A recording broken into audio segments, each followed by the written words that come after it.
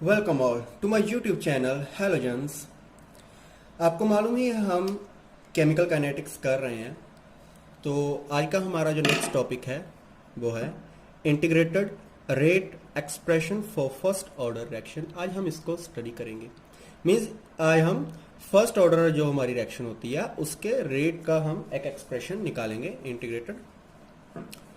सबसे पहले जैसे हम करते हैं केमिकल रिएक्शन है, कोई भी केमिकल रिएक्शन मान लेते हैं आर, जिससे हमें क्या मिल रहे हैं, प्रोडक्ट्स मिल रहे हैं। कोई केमिकल रिएक्शन हो रही है, reactants are converting into products. तो जहां से इसका रेट क्या होगा, रेट इज इक्वल टू किसके इक्वल था rate, minus D R over D T. Rate ऐसे ही होता है, rate is equal to minus D R over D T. हम ऐसे रेट निकालते हैं। और हमारा रेट किसके इक्वल आता था, rate constant with molar concentration of the product of the molar concentration of reactant. Power यहां पे अगर फर्स्ट ऑर्डर है तो यहां पे पावर 1 आएगी। मींस ये हमारा रेट है। रेट इज इक्वल टू, हम ऐसे लिखते थे, rate constant with molar concentration of the reactants. अब ये इस रेट को हम ऐसे भी लिख सकते हैं, ठीक है। अब हम इन दो इक्वेशंस को साथ कैरी करेंगे। अब क्या करना है, इस माइनस के साइन को जहां ले जाते हैं और dt को जहां पे ले जाएंगे, तो जहां पे क्या होगा वो देखिए, D R is equal to K R D T. ये हो गया, मैंने इस dt को यहां ले गया। अब इस r को इधर ले जाऊंगा नेक्स्ट स्टेप में, D R over D T, no D T here, R is equal to minus K D T. ये आ जाएगा। अब क्या होगा, अब हम करेंगे दोनों साइड इंटीग्रेशन। दोनों साइड हम क्या कर देंगे, इंटीग्रेटिंग बोथ साइड्स। इंटीग्रेटिंग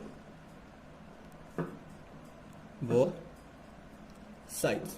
जब हम इंटीग्रेट करेंगे बोथ साइड में, आपको इंटीग्रेशन मालूम ही है, आपने फिजिक्स में मैथमेटिक्स टूल में इंटीग्रेशन डिफरेंशिएशन वगैरह को वहां पे स्टडी किया होगा, और प्लस 2 में 12th में मैथमेटिक्स में भी ये एक्सरसाइज है। तो अब क्या होगा, जब हम इंटीग्रेशन करेंगे दोनों तरफ इंटीग्रेशन का साइन आ जाएगा। मैं जहां पे लगा रहा हूं दोनों की तरफ इंटीग्रेशन का साइन आ गया, मैंने जहीं पे लगा दिया। अभी ये होता है इंटीग्रेशन का साइन। जहां पे क्या होगा, हमारे पास एक फॉर्मूला होता है जब भी हम इंटीग्रेशंस करते हैं, एक फॉर्मूला होता है डी एक्स ओवर एक्स। ये आता है equal natural log. D x over x is equal to l n x, natural log के इक्वल आ जाता है, ठीक है। जहां पे जो हमारा डी एक्स ओवर एक्स है, जहां पे क्या है, डी आर ओवर आर। जो x है वो r के साथ यहाँ पे चेंज हो चुका है, जो x है वो r के साथ चेंज हो चुका है। ये रूल है हमारा log dx over x log x। जब भी हमारे पास किसी कांस्टेंट की, कोई भी कांस्टेंट हो, कोई भी कांस्टेंट होगा, उसकी डिफरेंशिएशन क्या आएगी, कोई भी, जैसे dx है, जहाँ पे कुछ भी नहीं है इसको कांस्टेंट कहेंगे, वन सपोज कर लो जहाँ पे है, तो इसकी क्या आएगी, सिंपल x आ जाएगी, सिंपल x आएगी। अब इसको लिखते हैं, ये मेरा क्या बन गया, log x। इसको दोबारा से मैं लिख देता हूं, डी आर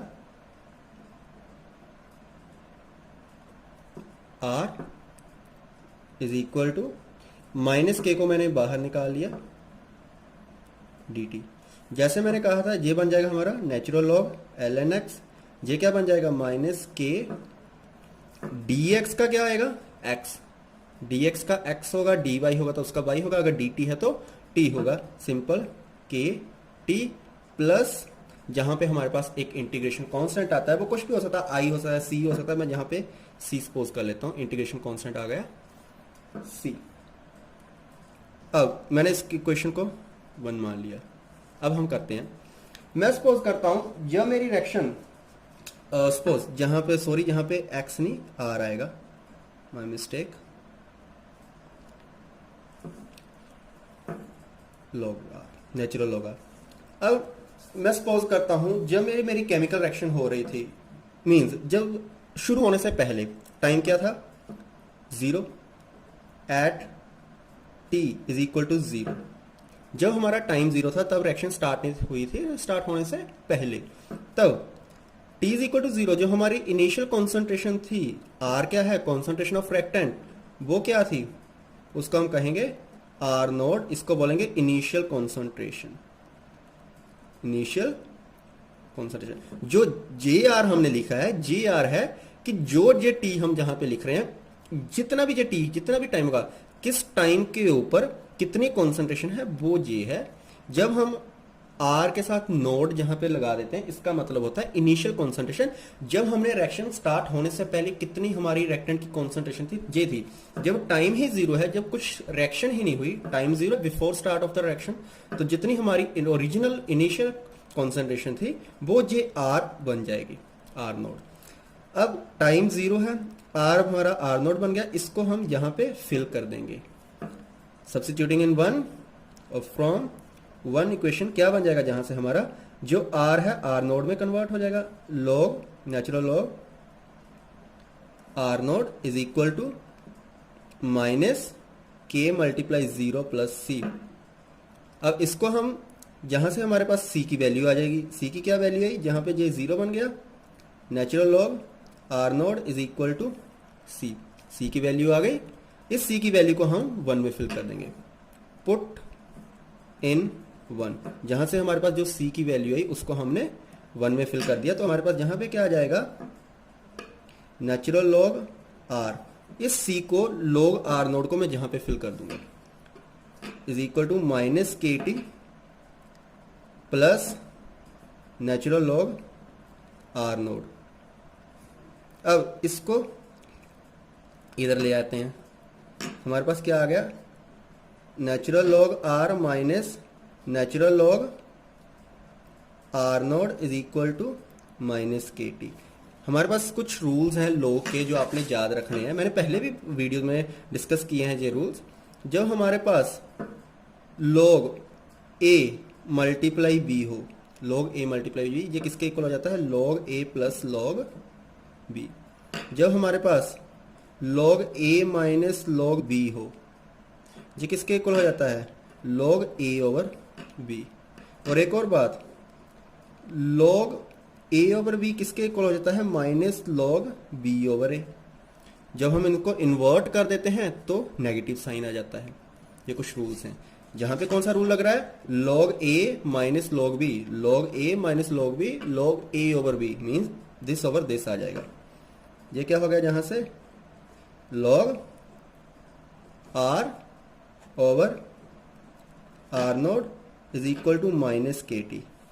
अब मैं जहां पे यूज करूंगा J रूल, क्योंकि जहां पे माइनस है मैंने माइनस को न्यूट्रलाइज करना है, तो अब क्या बन जाएगा, जहां से minus natural log R naught over R is equal to minus KT, जहां से माइनस के साथ माइनस चला गया, और जहां से मेरे पास क्या इक्वेशन आई, log R naught by R is equal to KT। और जहां से मेरे पास रेट कांस्टेंट की क्या वैल्यू आएगी, क्योंकि मैं फर्स्ट ऑर्डर की बात कर रहा हूं तो मैंने उसके लिए जहां से अब रेट कांस्टेंट की वैल्यू निकाल ली है, K की क्या जहां से value I,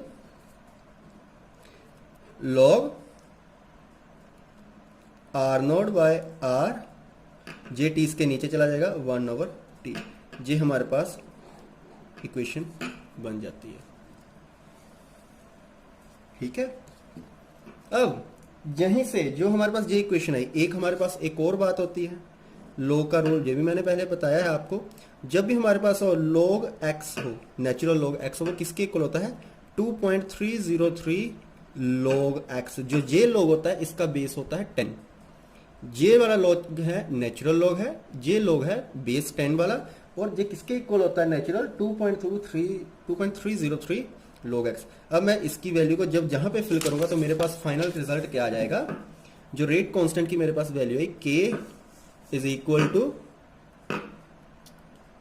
2.303 by t log r naught by r। मैंने क्या किया, जहां पे वैल्यू को फिल किया, ये किसके इक्वल हो जाएगा, 2.303 log दिस ओवर दिस।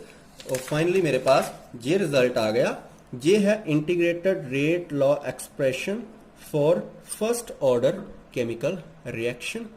ये है हमारे पास, जहां से हमारे पास की वैल्यू आ गई, रेट कांस्टेंट की वैल्यू आ जाती है जहां से, ठीक है।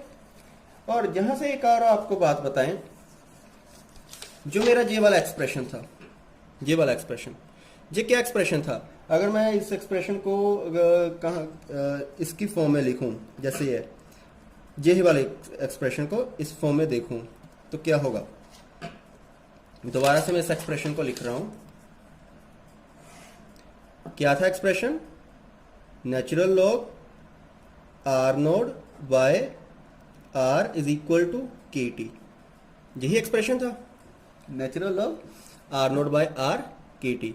अब एक और रूल भी होता है हमारे पास, जब भी हमारे पास नेचुरल लॉग होता है वो किसी के भी इक्वल हो, वो किसी की वैल्यू के इक्वल हो, जब हम दोनों तरफ एक्सपोनेंशियल एक फैक्टर लेते हैं, एक्सपोनेंशियल लेते हैं तो क्या होता है, दोनों की तरफ मैं अगर एक्सपोनेंशियल लेता हूं तो ये वाला लॉग है कैंसल आउट हो जाता है, ये वाला लॉग कैंसल आउट हो जाता है, एक्स किसके इक्वल आ जाता है? एक्सपोनेंशियल ऑफ द जो इक्वल में है। अगर फिर से कह देता हूं, अगर मेरे पास कुछ लॉग है ऐसे, मैं एक्सपोनेंशियल लेता हूं तो ये लॉग एक्सपोनेंशियल के साथ कैंसिल हो जाता है और एक्सपोनेंशियल सामने आ जाता है, ऐसे करके जे वाली पावर एक्सपोनेंशियल की पावर चली जाती है। जहां से क्या होगा, अगर दोनों तरफ मैं एक्सपोनेंशियल फैक्टर ले लेता हूं, ई मैंने दोनों तरफ लगा दिया, एक्सपोनेंशियल लगा दिया, जे ई के साथ ये लॉग कैंसिल आउट हो जाएगा, न्यूट्रलाइज हो जाएगा, जहां से मेरे पास आर नोड की value r naught by r अकेला रह जाएगा और जहां पे आ जाएगा ई पार के टी, ये हो जाएगा। अब इसके बाद हमारे पास क्या होगा, अगर पावर्स को रिवर्स कर दें, पावर्स को रिवर्स कर दें, पावर को रिवर्स करने का मतलब है आर ओवर आर नोड किसके इक्वल हो जाएगा, दोनों तरफ मैंने रिवर्स कर दिया तो ये बन जाएगा 1 ओवर ई पार के टी। रिवर्स किया है, इसको मैं ऊपर लेगा, इसको नीचे ले और ये 1 बाय नीचे चला जाएगा, तो ये क्या बनेगा, एक्सपोनेंशियल माइनस के टी। जहां से जो जे आर है, जे आर किसके इक्वल आ गया, आर नोड एक्सपोनेंशियल माइनस के टी। अब जहां पे जो ये बात समझने वाली है वो ये है कि ये हमारे पास जो एक्सप्रेशन आया, ये है कितनी कॉन्सेंट्रेशन हमारी लेफ्ट रह चुकी है, कितनी कॉन्सेंट्रेशन हमारी बाकी रह गई है किसी टाइम इंटरवल के बाद, वो हमें एक्सपोनेंशियली भी पता लग सकता है। कोई भी टाइम होगा, 5 मिनट, 10 मिनट, 15 मिनट, 1 साल, कितना भी, कोई भी टाइम हो, इस टाइम के बाद जो हमने केमिकल रिएक्शन स्टार्ट की थी उसका कितनी कॉन्सेंट्रेशन बाकी रह गई है, वो जी एक्सप्रेशन है। जे आर हमें ये बताता है कि किस टाइम के ऊपर उस केमिकल रिएक्शन की रिएक्टेंट की कॉन्सेंट्रेशन कितनी रह गई है, जे आर वो बताता है हमें। और ये एक्सप्रेशन है सिंपल, इसमें हमने वैल्यूज को फिल करना होता है। अभी हम बात करें इसको अगर सिंपल फॉर्म में भी लिखना हो, इसको हमने सिंपल फॉर्म में लिखना हो, वो कैसे लिख सकते हैं। एक हमारे पास, अगर मेरे पास कोई केमिकल रिएक्शन है, ऐसे ही आर प्रोडक्ट में कन्वर्ट हो रहा है किसी टाइम के ऊपर, मैं मान लेता हूं जब टाइम था 0 before start of the reaction, reactant की कॉन्सेंट्रेशन मैं मान लेता हूं ए है, रिएक्टेंट की कॉन्सेंट्रेशन स्मॉल है, तो अभी रिएक्शन तो स्टार्ट हुई नहीं, प्रोडक्ट कितना है हमारा 0, प्रोडक्ट तो 0 ही होगा। अब कुछ टाइम के ऊपर, कोई टाइम है, कोई भी टाइम हो सकता है, उसके ऊपर क्या हुआ, हमारा कुछ प्रोडक्ट बना, कितना बना, एक्स अमाउंट का कुछ प्रोडक्ट बन गया। इसका मतलब है एक्स अमाउंट प्रोडक्ट बन गया, रिएक्टेंट कितना रह गया, हमारे पास टोटल जे है, जे बन चुका है, रह कितना गया, इसमें से इसको माइनस कर देंगे, ए माइनस एक्स, जे रह गया। अभी इस फॉर्मूले में आइए, इनिशियल कॉन्सेंट्रेशन कितनी है, आर नोट क्या बताता है हमें, initial concentration means initial concentration r naught कितनी है जब टाइम 0 था, ए, ठीक। कुछ टाइम के बाद कितनी कॉन्सेंट्रेशन रह गई, फाइनल कॉन्सेंट्रेशन बोल सकते हैं इसको, आर इज इक्वल टू कितनी है, ए माइनस एक्स। इसको हम वैल्यूज को फिल कर देंगे इस एक्सप्रेशन में। क्या आ जाएगा रेट कांस्टेंट वहां से हमारा, k is equal to 2.303 by t log a over a minus x. मैंने जस्ट वैल्यूज को ही फिल किया है और आपको जे एक्सप्रेशन याद रखना है, जे एक्सप्रेशन भी याद रखना है, जे एक्सप्रेशन भी आपको याद रखना है और जे एक्सप्रेशन भी आपको याद रखना है। ये कुछ बेसिक था कि कैसे हमने first order rate law expression को इंटीग्रेटेड को निकाला है। ये है कि कैसे हमने ये सब किया और आपको ये फॉर्मूला याद रखना। और किसी को कुछ भी प्रॉब्लम हो वो मुझे नीचे कमेंट सेक्शन में कमेंट कर सकता है। जिन लोगों ने अभी तक चैनल सब्सक्राइब नहीं किया वो मेरा चैनल सब्सक्राइब कर सकते हैं। ये तो बात हो गई फर्स्ट ऑर्डर की कि ऐसा होता है। सिमिलर एक्सप्रेशन हमारे पास जीरो ऑर्डर के लिए भी आता है, वो मैं सॉल्व नहीं करूंगा, मैं डायरेक्ट फॉर्मूला ही लिख रहा हूं उसका। जीरो ऑर्डर के लिए क्या एक्सप्रेशन आता है, for zero order. Zero order के लिए जो हमारे पास एक्सप्रेशन आती है वो ये आती है, जो रेट कांस्टेंट होता है हमारा के, वो किसके इक्वल होता है, r naught minus r divide by t. ये वाला सिंपल होता है। के किसके इक्वल आ गया, r naught minus r divide by t, r naught minus r divide by t. ये सिंपल है। जैसे यहाँ पे एक्सप्रेशन था कि k is equal to 2.303 by t log r naught by r, और यहाँ पे क्या आएगा, k is equal to r naught minus r over t, means जो हमारी इनिशियल कॉन्सेंट्रेशन और फाइनल कॉन्सेंट्रेशन है उनका डिफरेंस डिवाइड बाय टी। ये आता है हमारे पास सिंपल, ठीक है।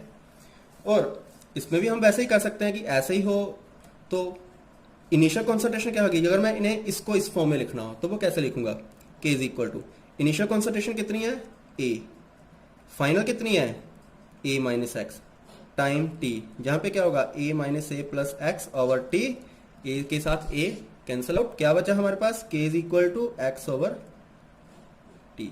जहां से हमें एक बहुत इंटरेस्टिंग चीज पता चली है। क्या बात इंटरेस्टिंग पता चली है, इस केस में तो हमारी जो रेट कांस्टेंट था वो डिपेंड करता था initial concentration of the reactant, लेकिन इस केस में हमारे पास इनिशियल कॉन्सेंट्रेशन तो कहीं पे आ ही नहीं रही फॉर्मूला में, तो ये किस पे डिपेंड करता है, इनिशियल कॉन्सेंट्रेशन के ऊपर ये डिपेंड नहीं करता है जीरो ऑर्डर के लिए जो हमारा रेट कांस्टेंट की वैल्यू होती है, ठीक है।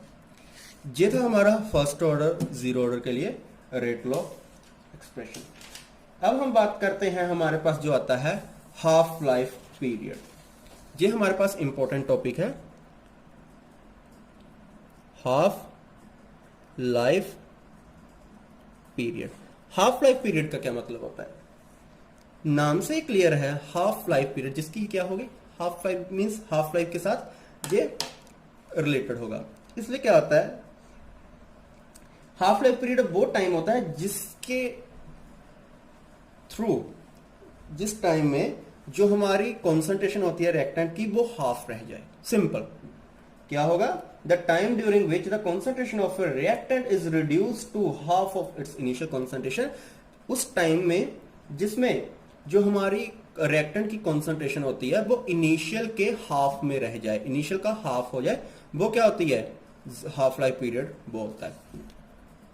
इसको कैसे समझ सकते हैं हम, सपोज इसको हम ऐसे समझेंगे, मेरे पास कोई रिएक्टेंट है, कोई इनिशियल कॉन्सेंट्रेशन है आर नोड, एक हाफ पीरियड हुआ कॉन्सेंट्रेशन, हाफ लाइफ का मैंने क्या बोला, क्या होता है जब कॉन्सेंट्रेशन रह जाए हाफ। एक हाफ पीरियड में, एक हाफ पीरियड में क्या हुआ, कॉन्सेंट्रेशन हाफ हो गई, इनिशियल का, ये इनिशियल थी, इनिशियल का हाफ हो गया। नेक्स्ट हाफ पीरियड में क्या होगा, इसका हाफ हो जाएगा, आर नोट बाय 2, इसका हाफ करेंगे, ये हो जाएगा। नेक्स्ट हाफ पीरियड में क्या होगा, इसका भी हाफ हो जाएगा, हाफ वो कितना हो जाएगा, आर नोट बाय 2 to 4, यहां पे 4 आ जाएगा। नेक्स्ट हाफ पीरियड करेंगे, उसमें क्या होगा, इसका भी हाफ हो जाएगा, वो कितना हो जाएगा, हाफ, ये कितना है 4 to 8, आर नोट बाय 8, ऐसे ही होता जाएगा। अगर मैं इनकी वैल्यूज को एक्चुअल लिखूं तो ये क्या हो रहा है, आर नोड कन्वर्ट हुआ आर नोड बाय 2 में, आर नोड 2 बाद में इसका हाफ पीरियड में कितना गया, आर नोड बाय 4 में, नेक्स्ट में कितना गया, आर नोड बाय 8 में, नेक्स्ट आर नोड बाय 16 में। मीन्स जितने जितने इसके हाफ पीरियड हो रहे हैं, ये कौन सा था, फर्स्ट हाफ पीरियड। जहां से जहां तक गया कितने हाफ पीरियड के थ्रू गया, एक हाफ यहां एक हाफ यहां, कितने हाफ पीरियड, 2 हाफ पीरियड में। जहां से जहां तक गया कितने हाफ पीरियड में, 3 हाफ पीरियड में, 1 2 3। जहां से जहां तक गया कितने हाफ पीरियड में गया, 4 टाइम पीरियड में। और एक इंटरेस्टिंग बात और जहां पे आप देखिए वो क्या है, जहां पे 2 है, जहां पे 4 है, जहां पे 8 है, जहां पे 16 है, ये क्या हो रहा है, ये 2 की पावर बन रही है। जहां पे 2 की पावर 1 2, 2 की पावर 2 4, 2 की पावर 3 8, 2 की पावर 4 16। एक हिसाब से हमने ये देखा कि मेरे फर्स्ट हाफ पीरियड में 2 की पावर 1 है, सेकेंड हाफ पीरियड में 2 की पावर 2 है, थर्ड हाफ पीरियड में 2 की पावर 3 है, फोर्थ हाफ पीरियड में 2 की पावर 4 है।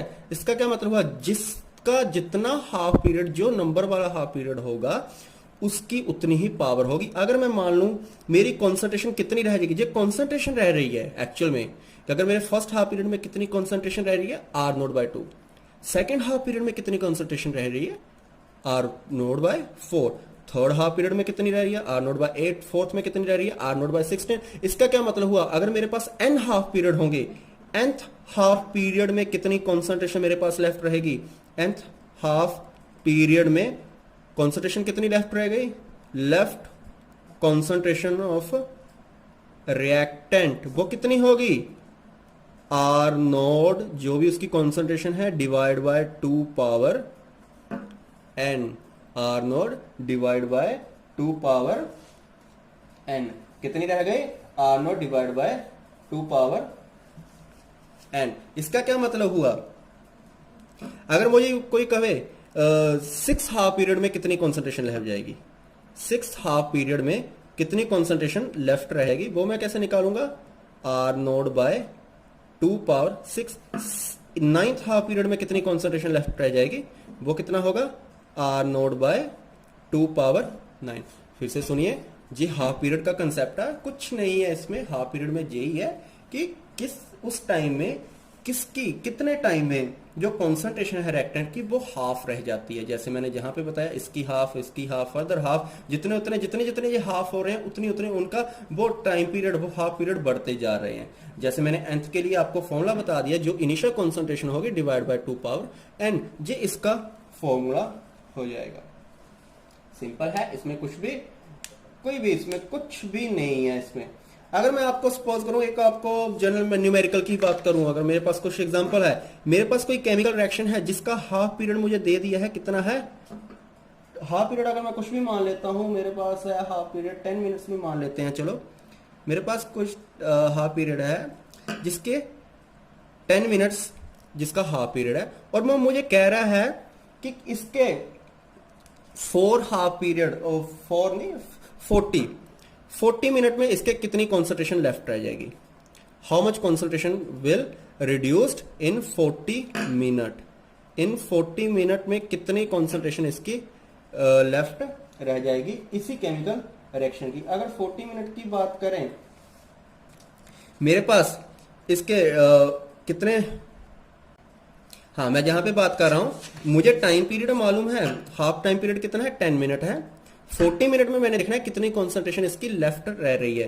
तो जहां से क्लियर है, मेरे पास नंबर ऑफ हाफ पीरियड कितने हैं, नंबर ऑफ हाफ पीरियड कितने हैं, 40 मिनट मेरे पास है, एक हाफ पीरियड का 10 मिनट है, तो नंबर ऑफ हाफ पीरियड कितने जहां से मेरे पास आए, 4 आ गए। एन की वैल्यू कितनी है, 4 है, तो कॉन्सेंट्रेशन कितनी लेफ्ट रही, लेफ्ट कॉन्सेंट्रेशन वो कितनी रही, जितनी भी इनिशियल होगी, इनिशियल की कॉन्सेंट्रेशन आर नोट ही मान लेते हैं, डिवाइड बाय 2 पावर 4, 2 पावर 4 होती है 16, आर नोट बाय 16 वो कितनी रिड्यूस हो गई, 1/16 रिड्यूस्ड हो गई, 1/16 रिड्यूस्ड हो गई। यहां पे बात क्या आ रही है, बात सिंपल यही है कि आप मुझे जहां पे इन्होंने यही कहा था कि कोई केमिकल रिएक्शन है जिसका हाफ पीरियड 10 मिनट है, 40 मिनट में उसके कितनी कॉन्सेंट्रेशन लेफ्ट रह जाएगी। अगर मुझे 10 मिनट ऑलरेडी उन्होंने हाफ पीरियड दे ही दिया है, तो मैं यहां से मैं नंबर ऑफ हाफ पीरियड निकालूंगा और इस फॉर्मूला का यूज कर लूंगा, और यहां पे मेरे पास जी आ जाएगा। सिंपल है, इसमें कुछ भी नहीं है, जस्ट एक लॉजिक है वो आपको लगाना है। एक राइट अप्रोच होती है किसी भी चीज को सोल्व करने के लिए, एक राइट अप्रोच होती है, वो यहाँ पे आपको राइट अप्रोच फॉलो करनी चाहिए।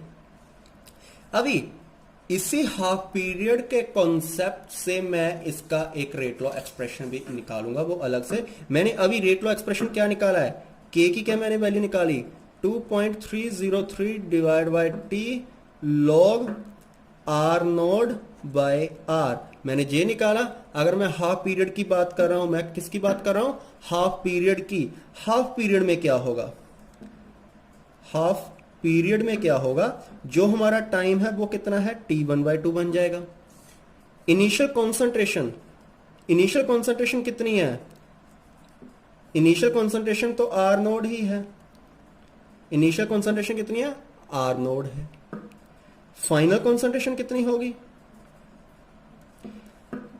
हाफ पीरियड की बात कर रहे हैं, हाफ पीरियड का मतलब ही है जब कॉन्सेंट्रेशन इनिशियल की क्या हो जाएगी, हाफ हो जाएगी, तो फाइनल कॉन्सेंट्रेशन क्या हो जाएगी, आर नोड बाय 2। ये फाइनल कॉन्सेंट्रेशन किससे हम डिनोट करते हैं, आर से।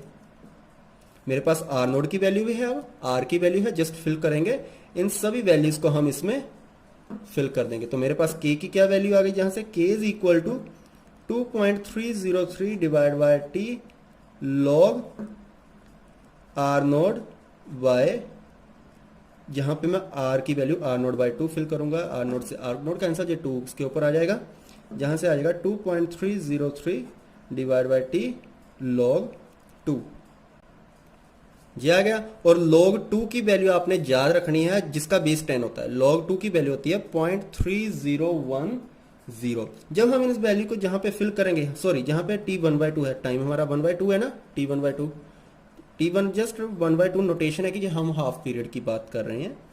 k is equal to 2.303 multiply log 2 की वैल्यू क्या फिल करनी है, 0.3010 डिवाइड बाय t1/2। जब हमारे पास ये वैल्यू आती है, इन सबको मल्टीप्लाई करने के बाद हमारे पास जो अप्रोक्सीमेट रिजल्ट आता है वो ये आता है 0.693 डिवाइड बाय t1/2। और जहां से मैं t1/2 की वैल्यू निकाल लेता हूं, t1/2 is equal to 0.693 divide by k।